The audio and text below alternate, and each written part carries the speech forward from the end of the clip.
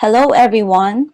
Now we're in the last part of Lecture 9, wherein we will be discussing calculation of efficiency of Carnot cycle and entropy as a state function.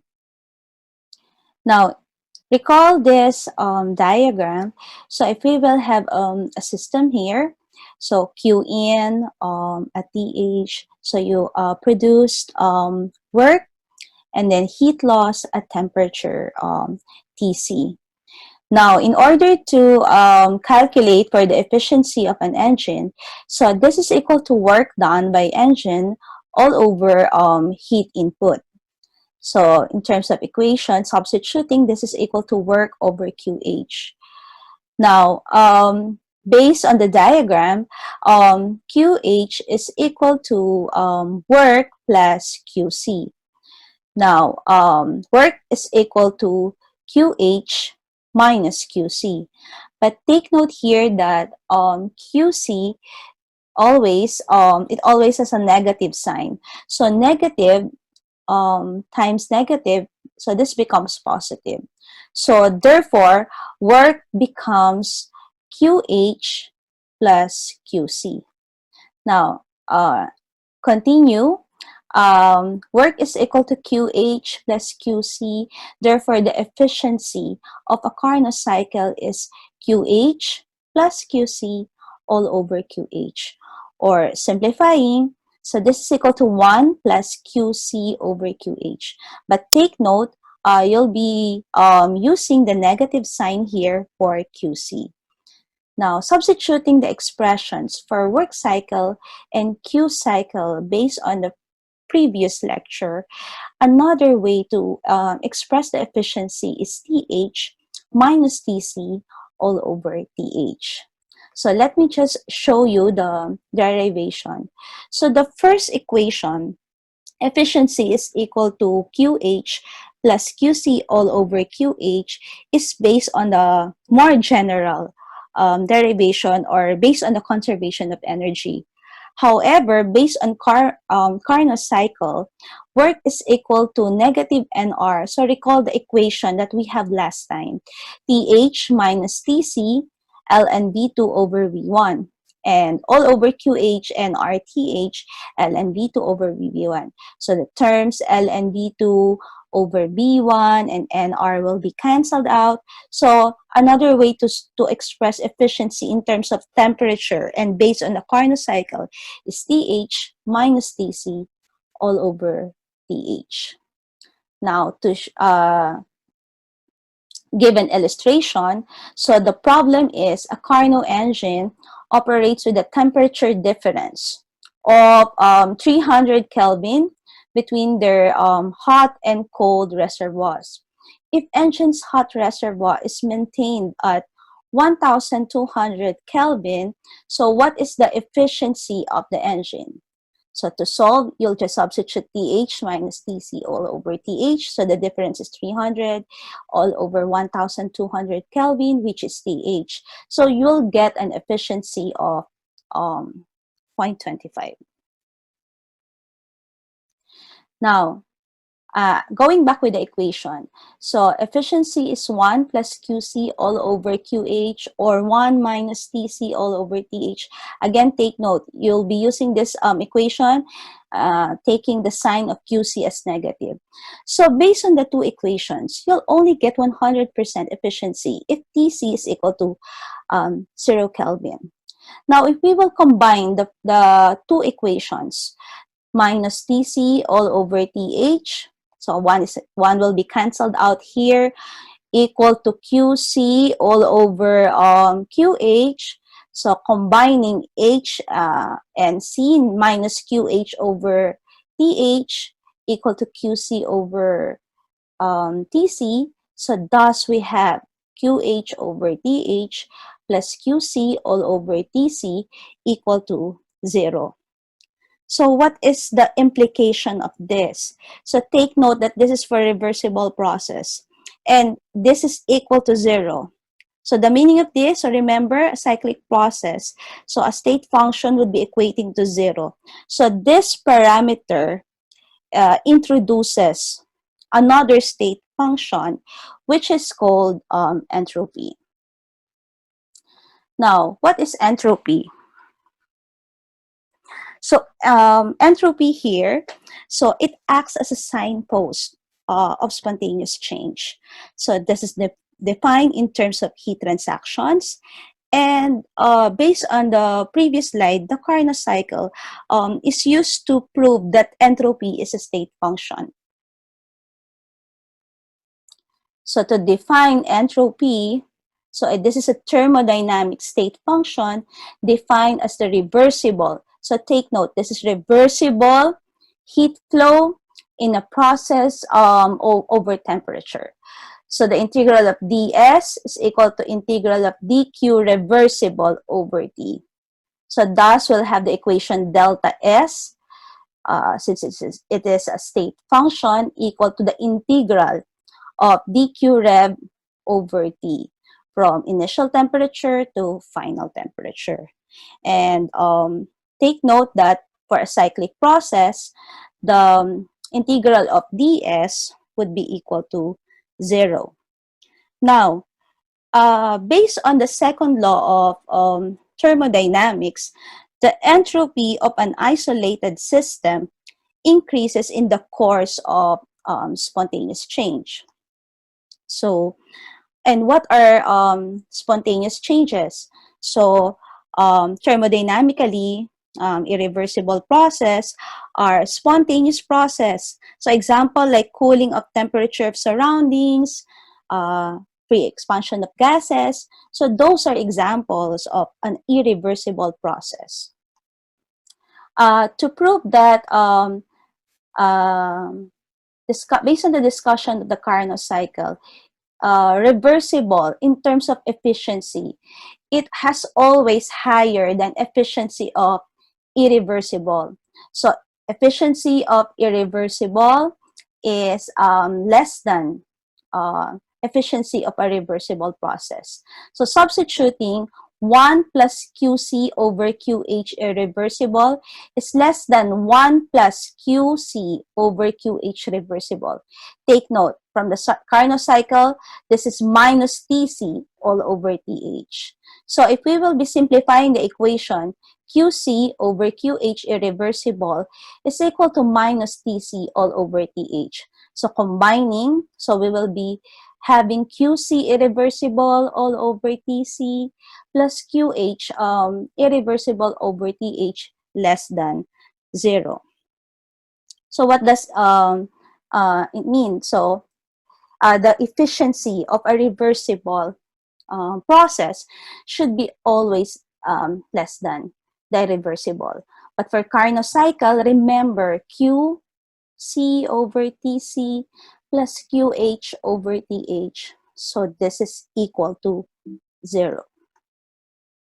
If we have a cyclic process, so let's say 1 to 2 is an irreversible process. And then 2 to 1 is a reversible process.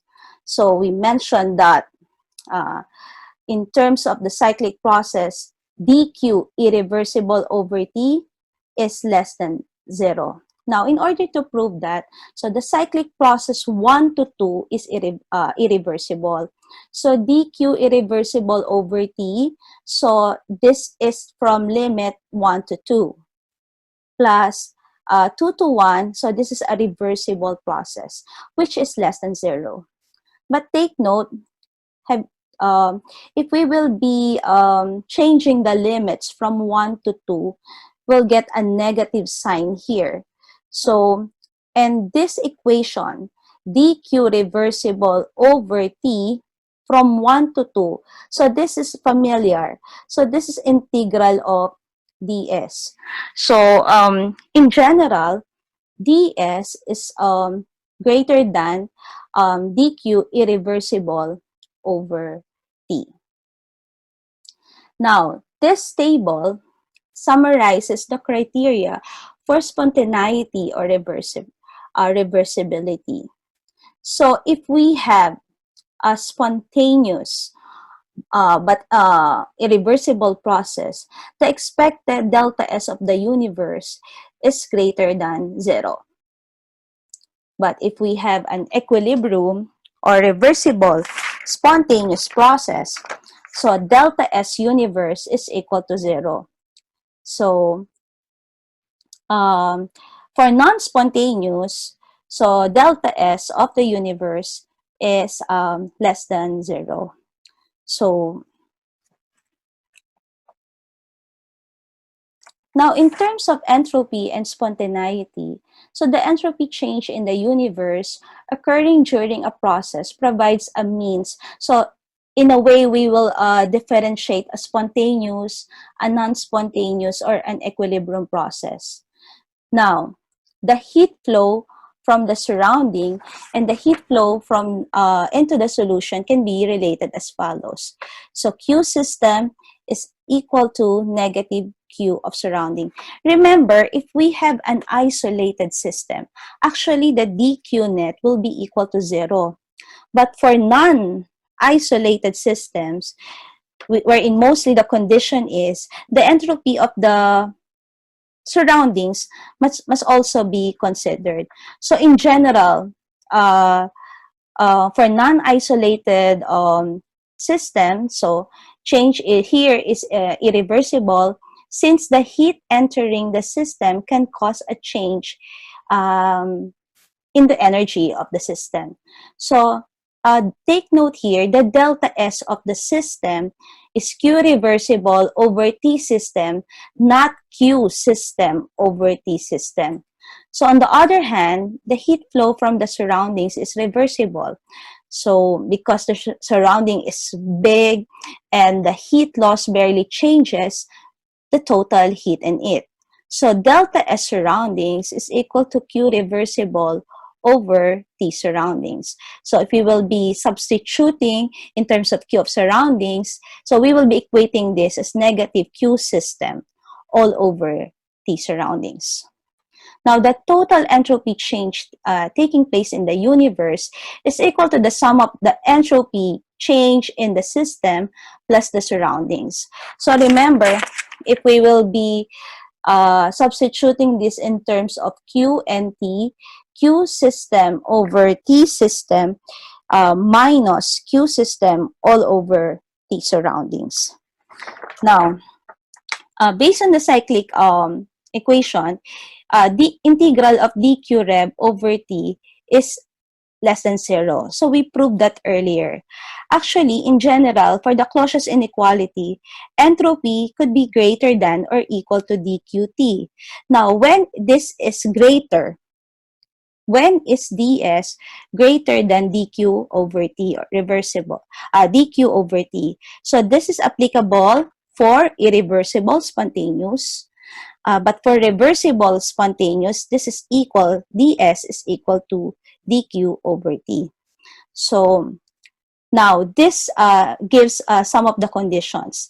Now, condition number 1, if the heat flow from the surroundings into the system will occur spontaneously or irreversibly if the temperature of the surrounding is higher than that of the system.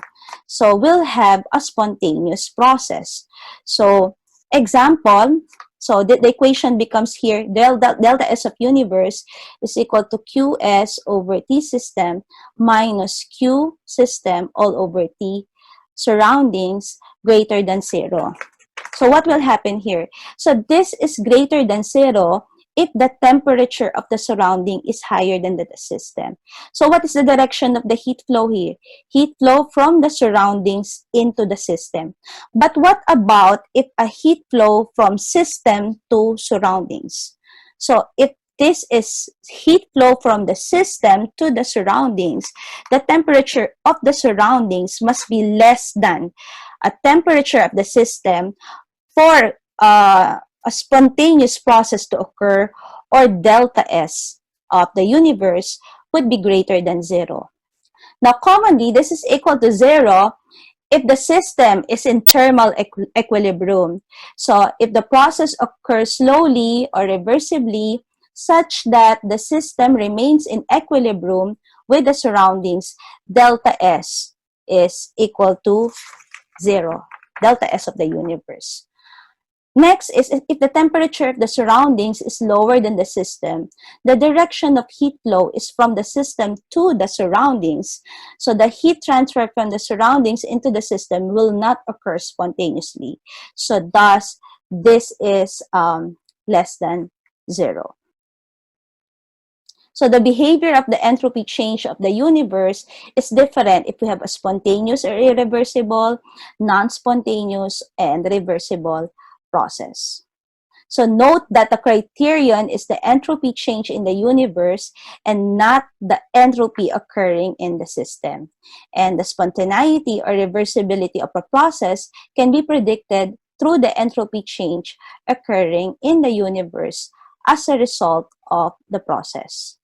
Now, to summarize the first two laws of thermodynamics, first law, it tells us more of internal energy.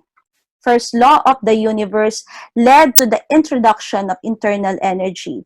So the internal energy is a state function that lets us assess whether a change is permissible.